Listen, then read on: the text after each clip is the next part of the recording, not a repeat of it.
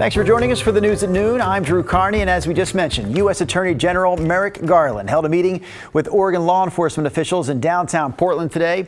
Ashley Grams was there to hear his opening remarks and joins us now with more live from the newsroom. Ashley?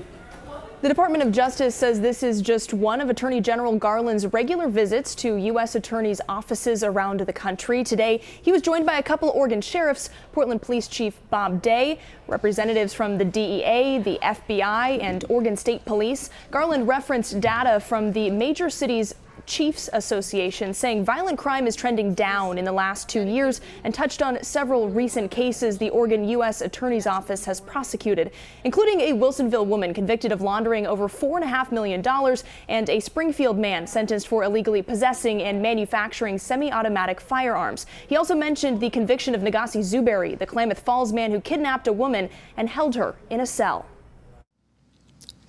The examples I've just shared are just a snapshot of the extraordinary work that this U.S. Attorney's Office is doing every day to protect people in Oregon and to fulfill the Justice Department's mission. Attorney General Garland did not take any questions from reporters today. In the newsroom, Ashley Grams, KGW News.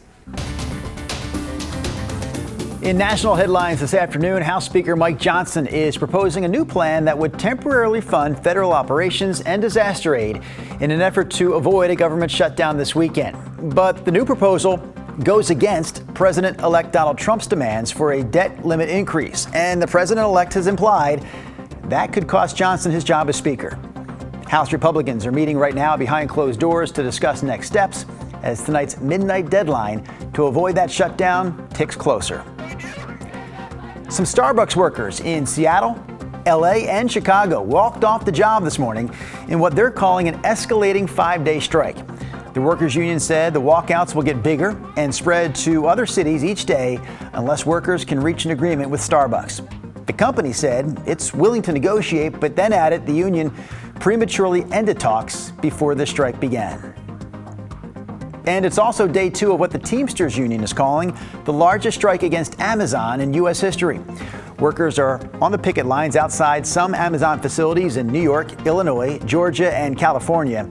The timing of the strike comes with less than a week to go before Christmas and people across the country looking to send those last-minute gifts. Amazon says the people striking are not actually company employees, rather they're third-party contractors, and also says this strike will not impact operations. And that's a look at some of today's national headlines. Quick break from the headlines now to check in with Rod Hill in the Weather Center. What are we looking at there, Rod? Well, it's another just nice, quiet, mild day out there. We're not running as warm as the last couple days, but I don't think there are any complaints in the temperature department. A quick reminder, we'll get more into the weekend rain in my forecast. You see the clouds coming inland today. So far, traceable amounts of rain is about all we found anywhere on shore. Saturday rain and another system lined up on Sunday will be coming in as well. So again, radar is showing, there is rain along the Washington coast. And good afternoon to those of you around the Long Beach Peninsula. But the rest of this, for the most part, not being reported as anything more than sprinkles at best. Here's Schnookwan's Casino Resort camera being reported dry in Lincoln City with a temperature of 62. Portland clouds, but so far dry and 53.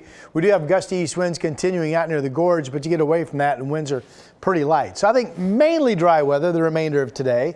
We'll be up into the mid-50s, then back down to 53 at 4 o'clock, and still a nice mainly dry Friday evening for you, 50 at 8 o'clock. Again, we'll talk weekend rain, and we'll get into travel snow levels into Christmas Day coming up in just a bit. All right, thank you, Rod. Back to news headlines. In local news, police arrested a man accused of stealing a $900,000 Ferrari. There's a look at the car right there. Hard to miss, right? Probably hard to get away with. Officers say they responded to 10th and Lovejoy in Northwest Portland around 2 o'clock yesterday afternoon after the car's owner reported it stolen. Officers found the car and eventually a suspect who's now booked in the Multnomah County Jail. The Ferrari back with its owner with absolutely no damage done at all. Meanwhile, the Public Utilities Commission is expected to rule today on a proposed rate hike for PGE. The company wants to increase rates by 7.9% next year. PGE blames things like increasing costs and aging infrastructure for that rate hike proposal.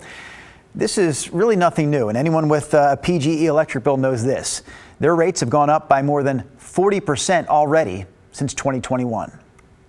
Meanwhile, Pacific Power customers can also expect their rates to go up when the new year starts, but not as much as that company had hoped. PacifiCorp initially requested an 18% rate hike, but the Oregon Public Utility Commission approved only a 8.5% hike.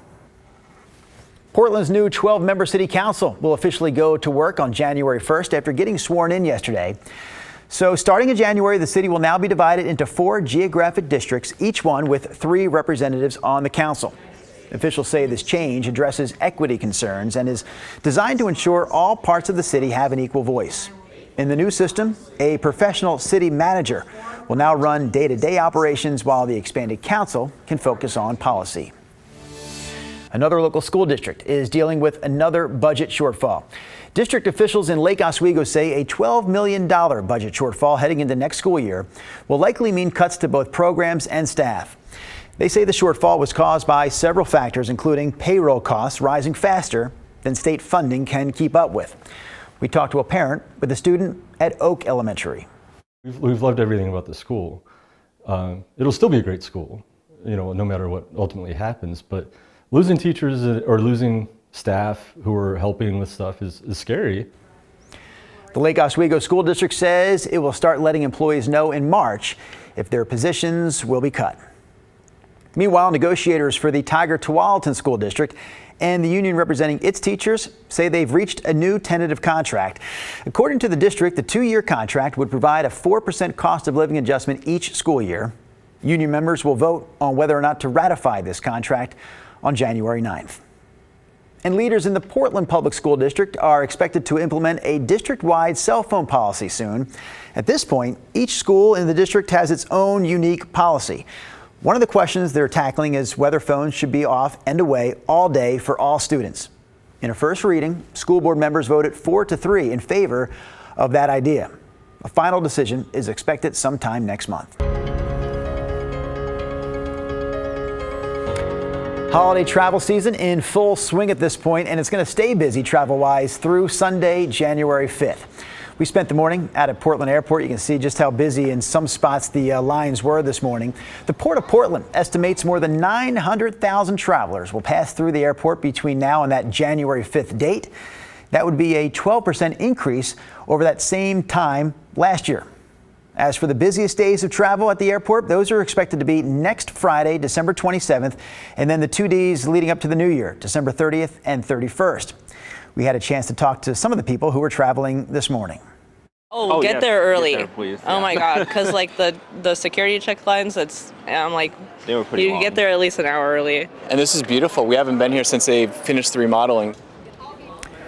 Another reminder for those of you who are heading to the airport soon, make sure your trip is smooth by planning to arrive at least 2 hours early for your flight.